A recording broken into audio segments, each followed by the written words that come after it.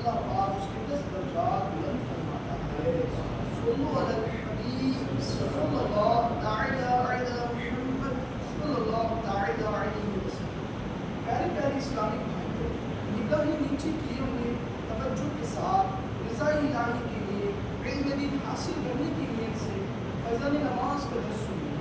ادھر ادھر دیکھتے ہوئے، زمین پر انگلیوں سے کھیلتے ہوئے، لباس بدن بال وغیرہ کو سہلاتے ہوئے سننے سے ہو سکتی ہے اس کی برکتیں جاتی رہیں. صلو علی الحبیب صلی اللہ تعالی علی محمد صلی اللہ علیہ وسلم.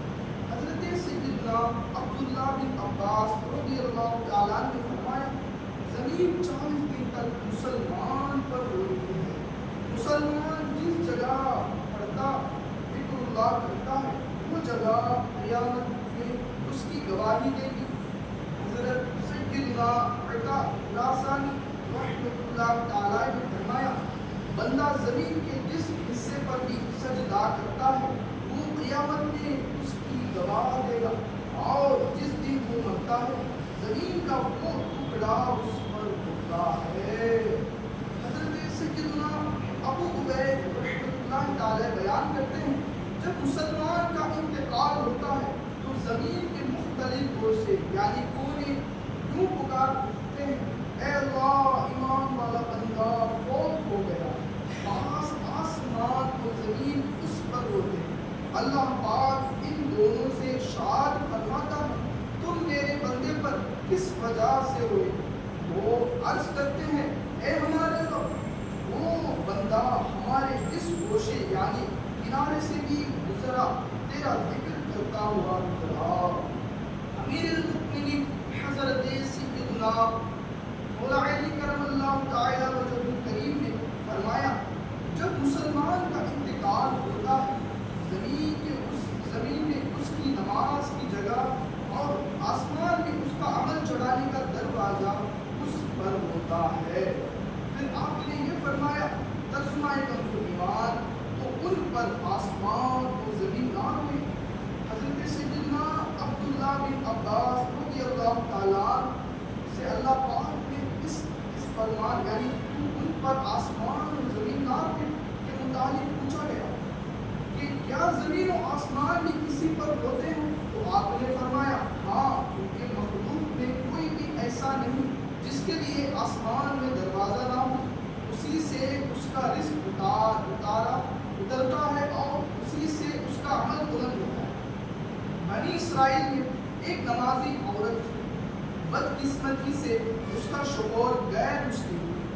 وہ اپنی بیوی کو نماز سے روکتا تھا، مگر مار پیٹ کے باوجود وہ خاتون نماز نہ چھوڑتی. شوہر نے تنگ آ کر ایک سازش کے تحت کچھ مال اپنی بیوی کو دے کر کہا کہ اسے محفوظ جگہ پر رکھ دو، جب مانگوں تب دینا. موقع پا کر شوہر نے چھپ چھپے سے وہ مال اٹھا کر دریا میں پھینک دیا. اللہ کریم کی قدرت سے وہ مال ایک مچھلی نے نکل لی. وہ مچھلی ایک ماہی کی یعنی مچھلیاں پکڑنے والے کے جال میں آ گئی اور فروخت ہونے بازار میں آئی. خدا کی شان کی وہی مچھلی اس کے شوہر نے خریدی اور پکانے کے لیے گھر لے آیا. اس نے خاتون نے پکانے کے لیے مچھلی کا پیٹ کاٹا، وہ مال پیٹ سے نکل پڑا. وہ سارا معاملہ سمجھ گئی. اس عورت نے وہ مال اسی جگہ پر رکھ دیا. شوہر نے منصوبے سے مطابق بیوی سے مال مانگا تاکہ مال نہ ملنے کی صورت میں اس پر تہمت رکھ کر اسے سزا دلوا سکے، مگر اللہ کریم کی رحمت سے بیوی نے مال نکال کر شوہر کے حوالے کر دیا. اس پر وہ بہت حیران ہوا، مگر اس نے سوچا اس میں ضرور عورت کا کوئی چالاکی ہے. اس نے اسی واقعہ سے عبرت حاصل نہ کی، بلکہ بیوی نے جب روٹی پکانے کے لیے تانور یعنی چولہا سلگایا تو اس ظالم نے اس جلتے ہوئے تانور میں ڈال دیا تاکہ جل کر فوت ہو جائے. تانور میں گرتے ہی اس نیک خاتون نے اللہ پاک کی بارگاہ میں التجا کی. اللہ پاک نے اس کی دعا قبول فرمائی. تانور کی آگ فوراً ٹھنڈی ہو گئی اور وہ نمازی خاتون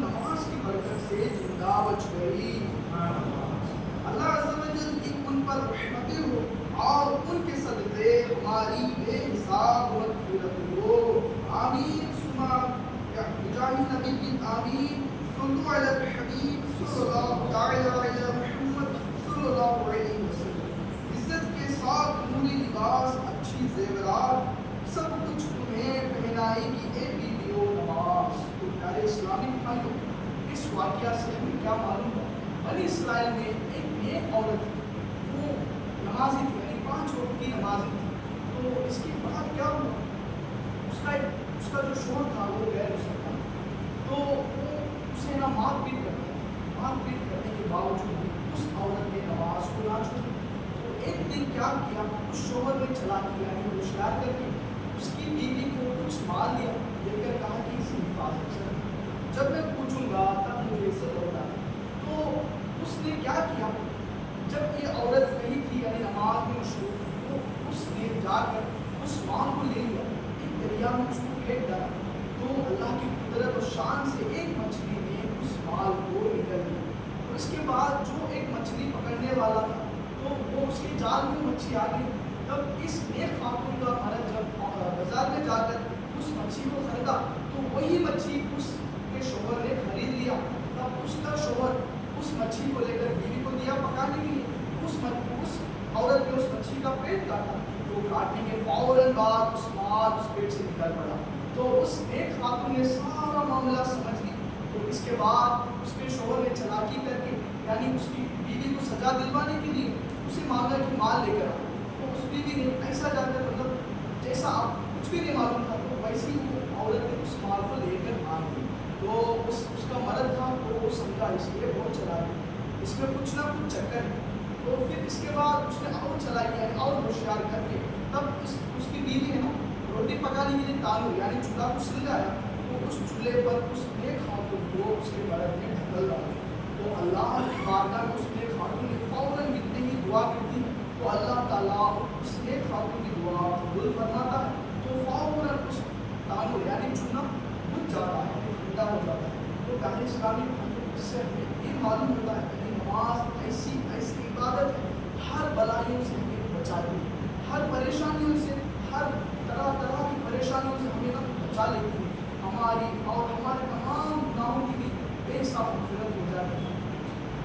تو پھر خدا شاہ کی نماز کے بعد امیر اہل سنت کا مدنی مذاکرات دیکھنے سن لیں, اور ہر جمعرات عشاء کی نماز کے بعد عاشقان رسول دینی تحریک دعوت اسلامی کا سنت و برا اجتماع میں باریک ثواب ساری رات گزارنے کی التجا. بے شک عشاء کی نماز بھی ادا فرما لیجیے, اور نماز کے بعد اللہ پاک کی توفیق دے تو تہجد بھی ادا کیجیے.